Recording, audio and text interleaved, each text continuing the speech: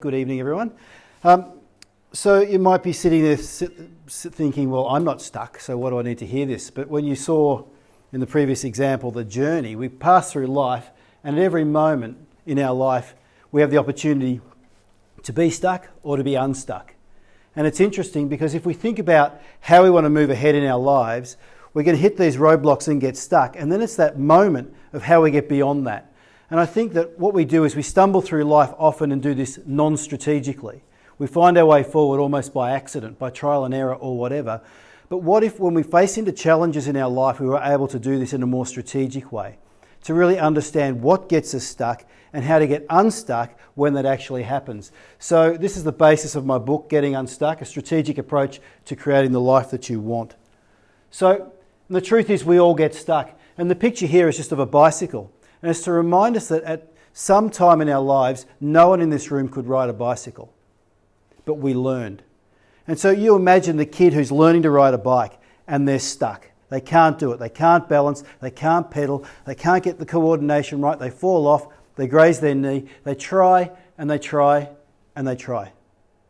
No matter how much they want to ride the bike, they haven't developed the competency to be able to do that. So they're stuck. Now here's the thing, if we stand on this side of the learning and we say, I can't ride a bike, oh, it's all too much and I give up, I'll never be able to ride the bike.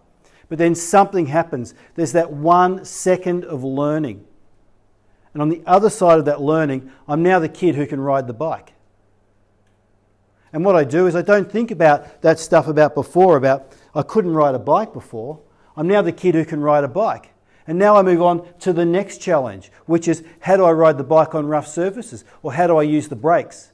Or how do I ride with my mates down a big hill? How do I go really fast? Or how do I jump?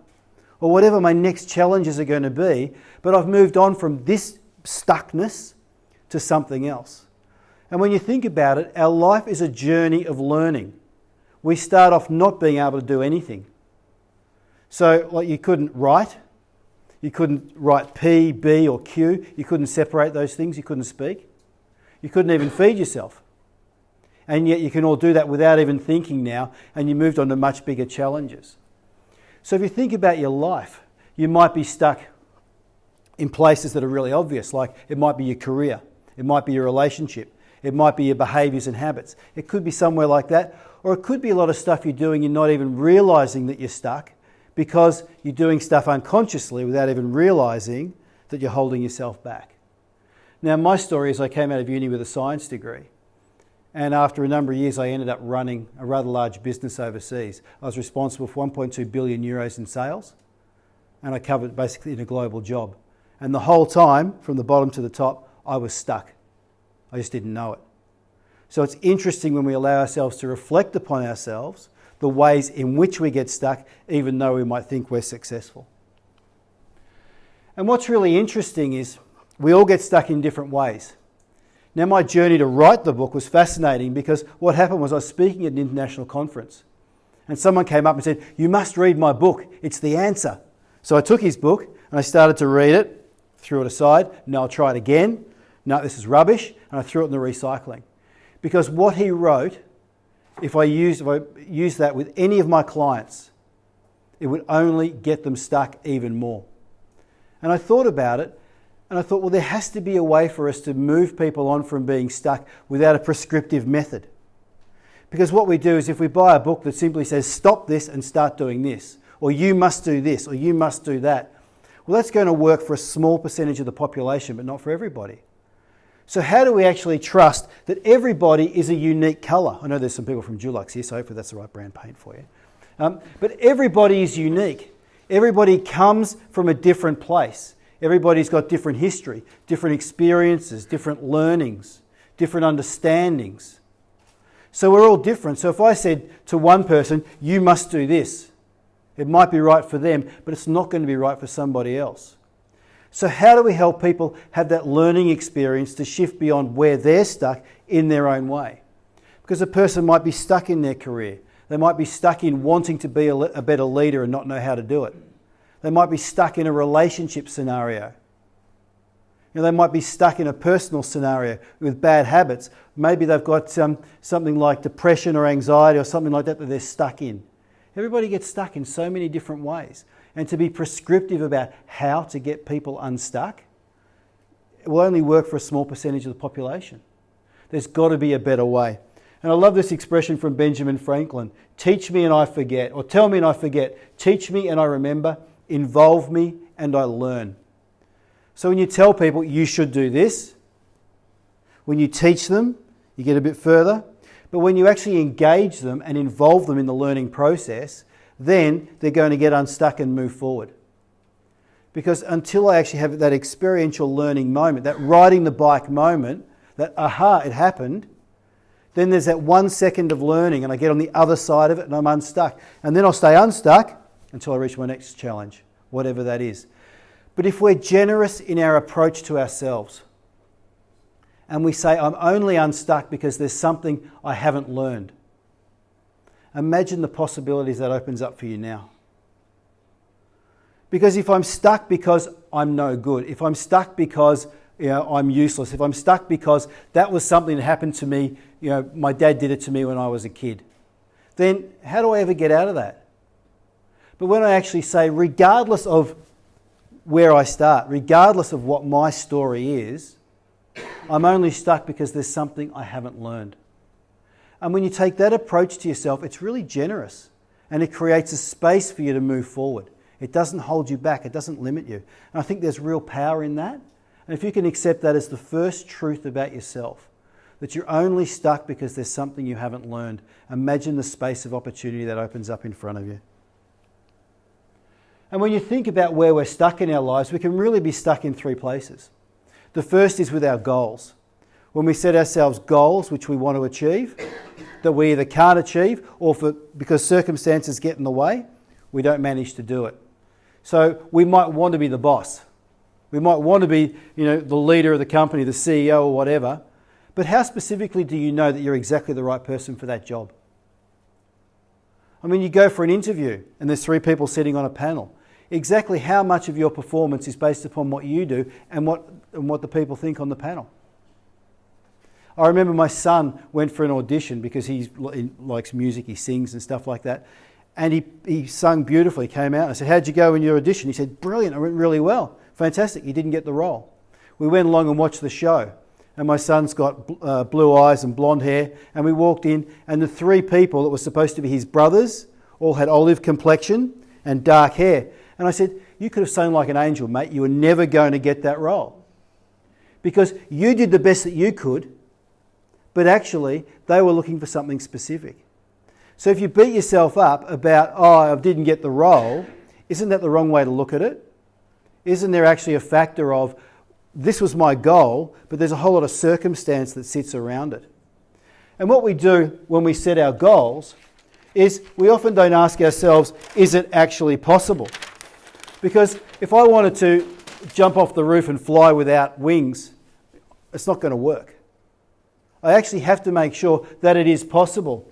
And we get into this satisfaction equation problem, because if you think about it, satisfaction equals perception minus expectation. So if I expect to get the job and I don't, then I'm going to be dissatisfied. And this is the problem with customer delight, because what we do is we say we want the customer to be so satisfied that we're going to delight them. The problem is that keeps building expectation. And unless we can keep building the perception about how wonderful the experience is going to be, we're going to get to the point where they're dissatisfied. And when you hear people say, I'm really dissatisfied with this, what happened in my life, then we can ask the question, is it because of what they perceive happened to them? Or is it about the expectation they set beforehand? Because when these aren't aligned, then there's no way they can be satisfied. And the problem with perception and expectation is there's a whole lot of circumstance that sits behind it. Because what am I in control of? It's one of the toughest questions. You ask people, what are you in control of? And a lot of people say, I don't know. Or they'll say everything. And the answer is you're only in control of your response. In any moment, your only responsibility is your ability to respond. You can't change circumstance. Like this evening, we knew it was going to be a cool evening, so a lot of people bought jackets. Okay, the room warms up, we take our jackets off, we respond to the circumstance. We can't control the weather, but we respond to it. You can't control circumstance, but what you control in any moment is how you choose to respond. And what we often do is unconsciously we choose really bad responses out of habit, and it gets us stuck over and over again. And then we get into this thing of being dissatisfied. So when we think about it, the first place we get stuck is when we set really bad goals for ourselves. Or we don't fine-tune our goals with reality.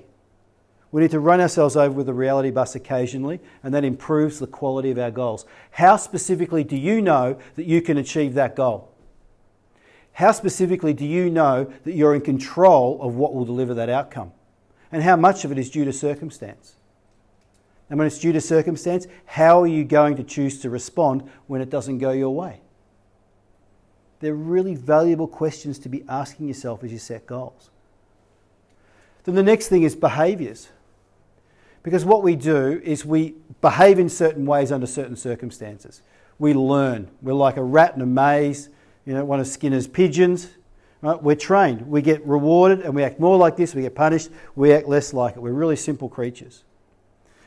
The truth is that our behaviours are learned patterns. And we behave the same way over and over because that's the way we've learned to do it. And to actually change a behaviour can actually be quite tough.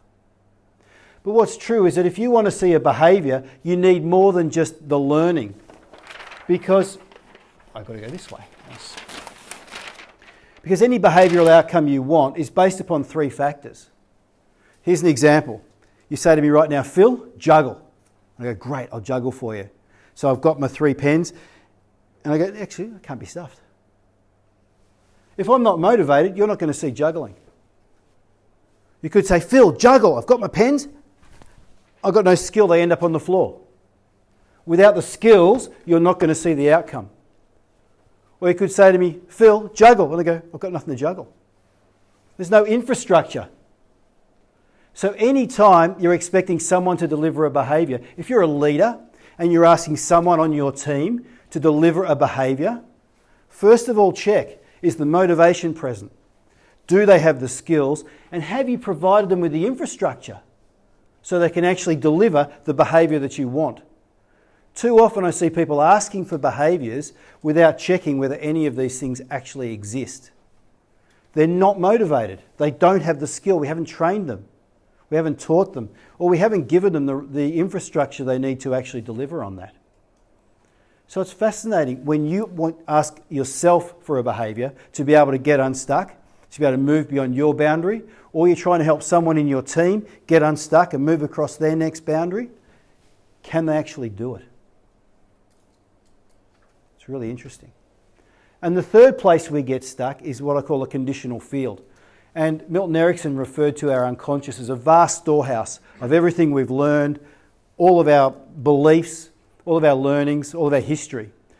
And for me, the conditional field, it's the field of your unconscious that sets the conditions on the behaviours that you will exhibit. So for example, my identity, how I see myself relative to the group. If I don't think that I'm of a level where I should be the boss or I could speak up, then I'm not going to. It's going to limit my behaviours. If I label myself in a certain way, if I see myself as I've got to be the critic, or I've got to be I've got to be the tough guy, that label is going to select behaviours in and select behaviours out. Now, I might not be consciously doing it, but because I've given myself that label at some point, imagine how it shapes my behaviours.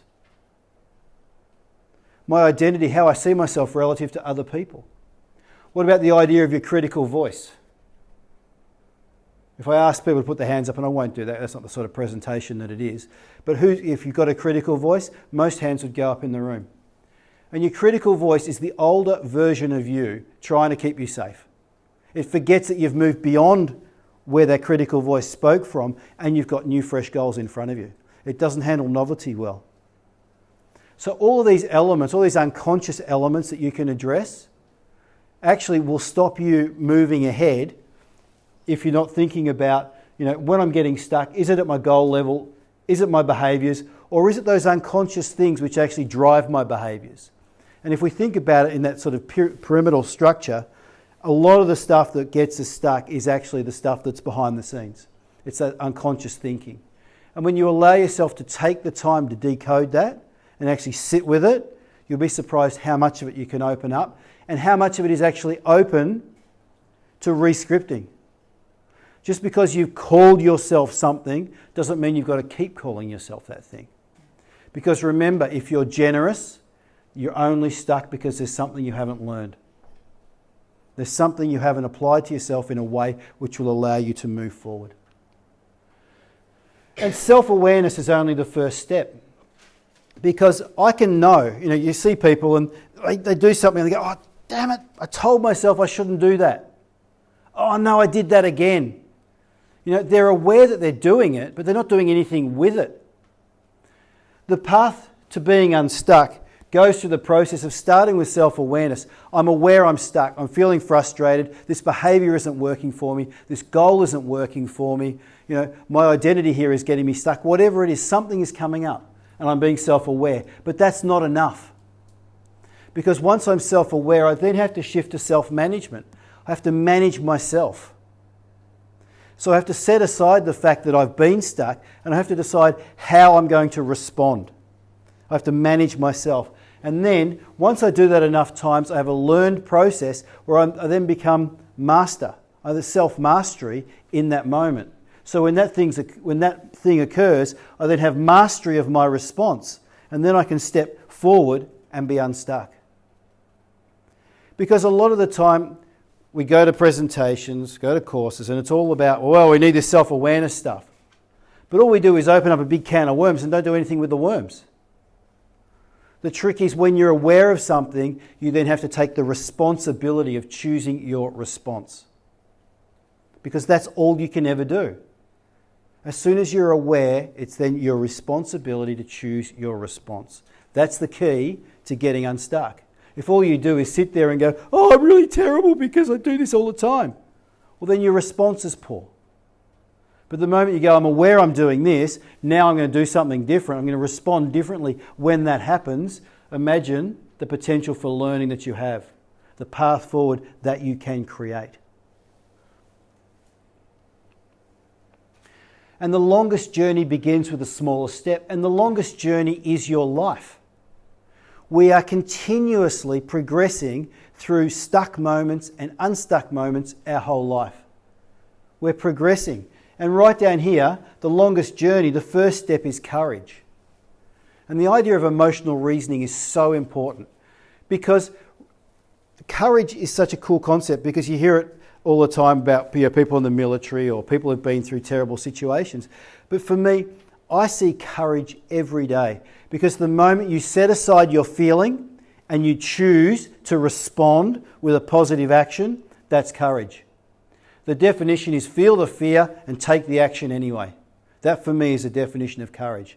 So you imagine somebody with severe depression getting out of bed and going to the letterbox takes courage. Someone with severe anxiety actually leaving the house and going into a shopping centre. How much courage does that take? Because imagine the sense of feeling that they have. And yet they set that aside and they take an action and they move themselves forward.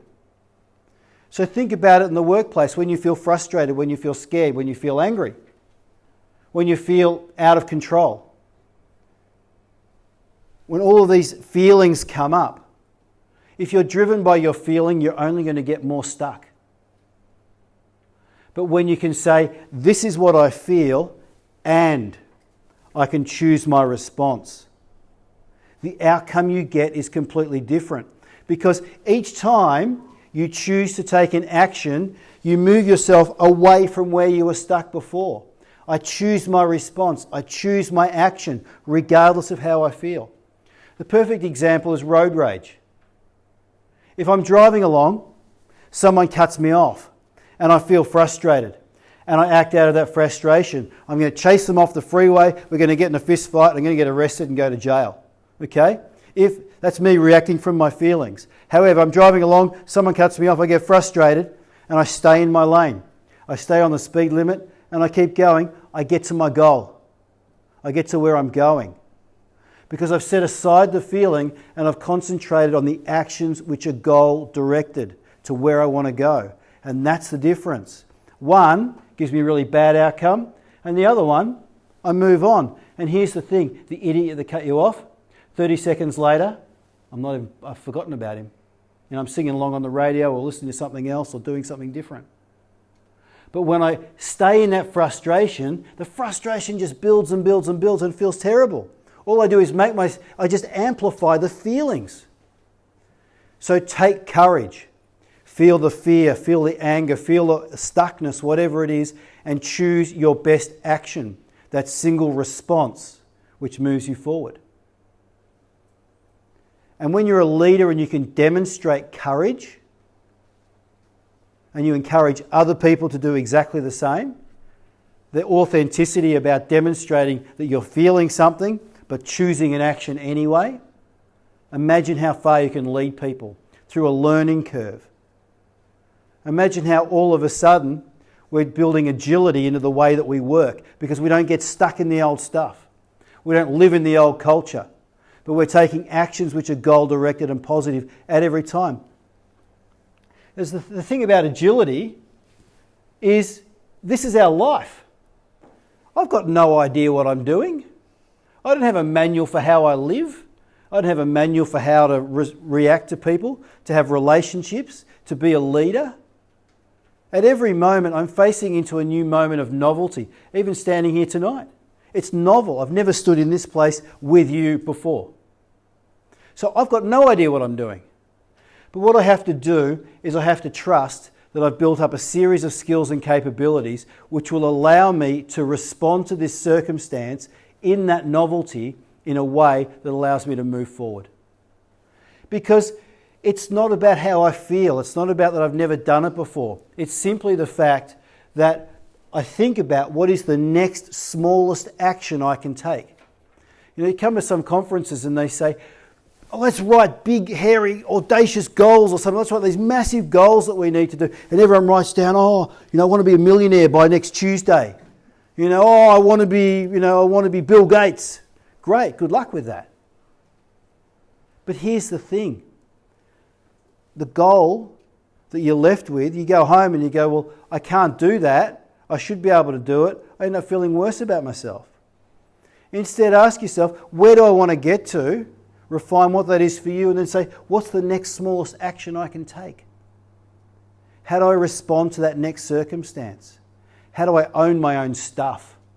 How do I control what I can control? How do I learn what I need to learn? So this moment becomes that moment. And I've moved forward. And then we've got the story of life, because life is about experimentation. The whole thing, the world's getting very excited about the idea of agility, about agile work processes. And agility is simply about experimentation. It's about that level of trust that I'm going to try something. I'm going to try a small action, see what happens. If it fails, that's cool. Because I realise that I've learned something from that experiment, I can do another experiment.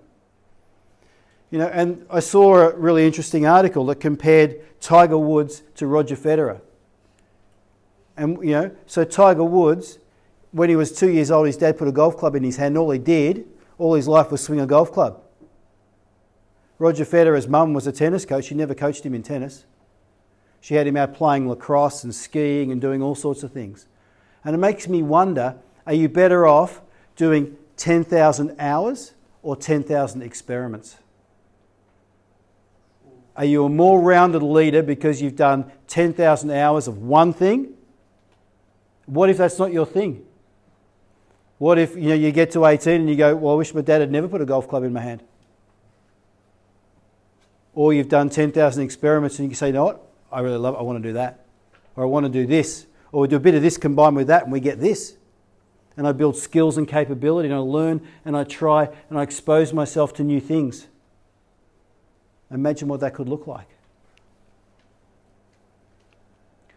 So it's interesting, the whole idea that we get stuck. Because that is just a cue for telling you that you're on life's journey.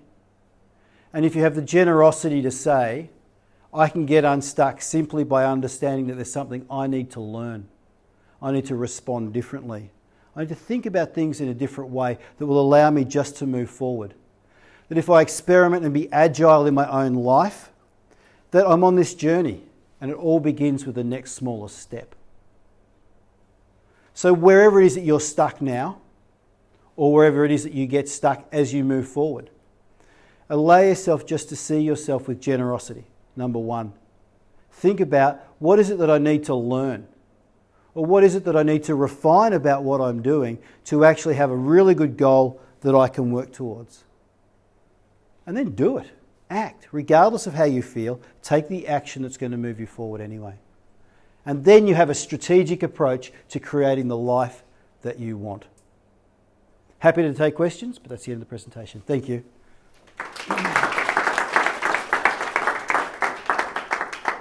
Okay.